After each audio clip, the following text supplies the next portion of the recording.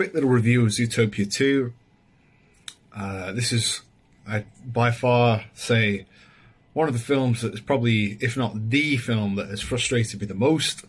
So thank you again, Disney, for providing me a extremely frustrating experience. Fantastically crafted, of course. Fantastically written to an extent. Equally, you could swing one way and say, you know, this film is great. However, you know, that's maybe where my sort of rational side kicks in, and here comes my emotional tirade of, using otherwise film and metaphors as a means to analogize historical problems and presenting easy and extremely unrealistic solutions to little children and dragging children into a extremely contentious political debate, extremely a contentious issue as well. Right. So the reptiles are obviously analogous to Native Americans in a similar way that, okay, we've got Avatar basically as well, James Cameron's Avatar. So Hollywood is pushing its agenda very, very openly to the masses. Native Americans, right, there's a historical fact, have had their lands appropriated. Yes, not a good thing. Can we do anything to change it? Not really. Can we give them reparations and such? Probably yes. Could we give more and such to native communities, indigenous peoples? Could we have some sense of reparation for what was happened? Yes and no, but also, has it been hundreds of years since that happened? And, you know, is there a certain point? Is there a certain tipping point where, right, you've probably enjoyed the benefits now of American society.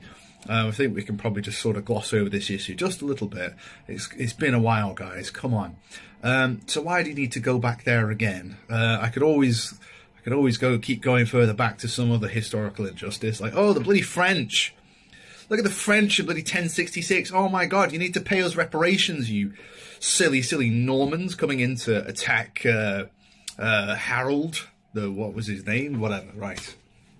All right. So sure. It's painting, otherwise dressing up historical analogy in cute little Pixar colours, and that's probably what I find just the most egregious. And, you know, it's an extremely contentious topic regarding an event that just can't be changed. You know, the reptiles had their home stolen, for example, right? And very, very cleverly, yes, by some evil fat cats in the film. So yes, you naughty Trumpites, you big fat cats. So a fat cat, you know, obviously being analogous to a greedy capitalist. An entire family of greedy fat cats basically controls Zootopia through means of misinformation, lies, and terror. This is a great analogy to push onto our children, and yeah, once they get old enough, they'll realize, and they've got this extremely hyper emotive imagery otherwise to support what they're going to eventually, you know, come across once they get online and on social media. So we've got to get them early, guys, just like we did with McDonald's. You know, get them early with the Happy Meal. So I really dislike it because it's yet again playing into this partisan ideological style of communicating information, and it doesn't help anybody when you're painting, you know, this straw man narrative of these are the good guys, we're the bad, and this is the bad guys, the reptiles are the good people, and the bad guys are the evil fat cats. You need to help the snakes and save Gary and let him get back to his family and discover that his utopic perfect home is still perfectly preserved in Utopia, which it just isn't. It just, obviously, if you connect it back to real life events, this is utterly ridiculous. It's a ridiculous notion to push to children. You are pushing literally a fantasy and saying further that this is, you know, realistic and achievable, and you know, all my dreams will come true. So yeah, Disney.